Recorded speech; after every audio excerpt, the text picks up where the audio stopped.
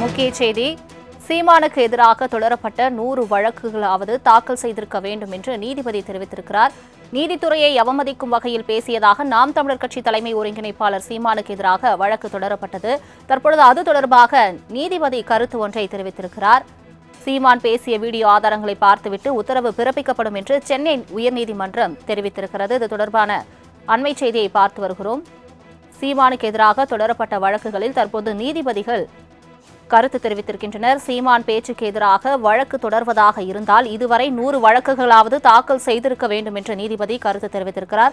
இது தொடர்பான மேலும் விவரங்களை தருவதற்காக செய்தியாளர் கிருஷ்ணமூர்த்தி இணைப்பில் இருக்கிறார். கிருஷ்ணமூர்த்தி, வணக்கம். தற்போது சீமானுக்கு எதிராக தொடரப்பட்ட வழக்கில் விசாரணை போது நீதிபதிகள் தெரிவித்திருக்கும் கருத்துகள் என்ன? முழு விவரங்கள். வணக்கம்.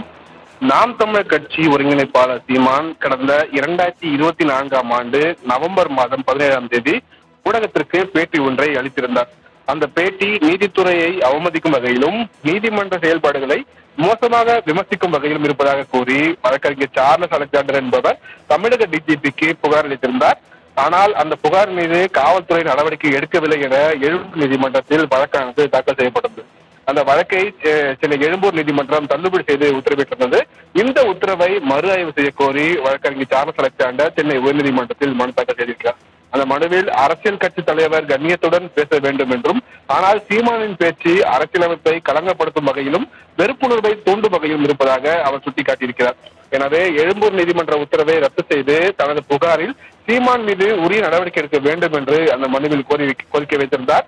இந்த மனுவை விசாரித்த சென்னை உயர்நீதிமன்றம் சீமான் மீது நடவடிக்கை எடுக்க மறுத்து எழும்பூர் நீதிமன்றம் பிறப்பித்த உத்தரவின் விவரங்களை தாக்கல் செய்ய உத்தரவிட்டிருந்தது. இந்த நிலையில் இந்த வழக்கானது நீதிபதி வேல்முருகன் முன்பாக இன்று மீண்டும் விசாரணைக்காக வந்தபோது மனுதாரர் தரப்பில் ஆஜரான வழக்கறிஞர் சீமான் நீதித்துறை குறித்து கண்ணிய குறைவாக பேசியதாக தெரிவித்திருக்கிறார். அப்போது குறுக்கிட்ட நீதிபதி சீமான் பேசியதில் இந்த சம்பவம் மட்டும்தான் அவமதிக்கும் விதமாக உள்ளதா என்ற ஒரு கேள்வியை முன்வைத்தார்.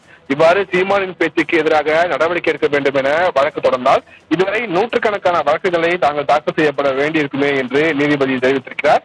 மேலும் பின்னர் இந்த வழக்கில் உத்தரவிட்ட நீதிபதி சீமான் நீதித்துறையை அவமதித்ததாக இந்த வழக்கில் தாக்கல் செய்யப்பட்டுள்ள வீடியோ ஆதாரங்களை பார்த்துவிட்டு பின்னர் இந்த வழக்கில் உத்தரவு பிறப்பிப்பதாக கோரி இந்த வழக்கையும் தள்ளி வைத்திருக்கிறார். சலோமி, தங்களின் முழு விவரங்களுக்கு நன்றி கிருஷ்ணமூர்த்தி.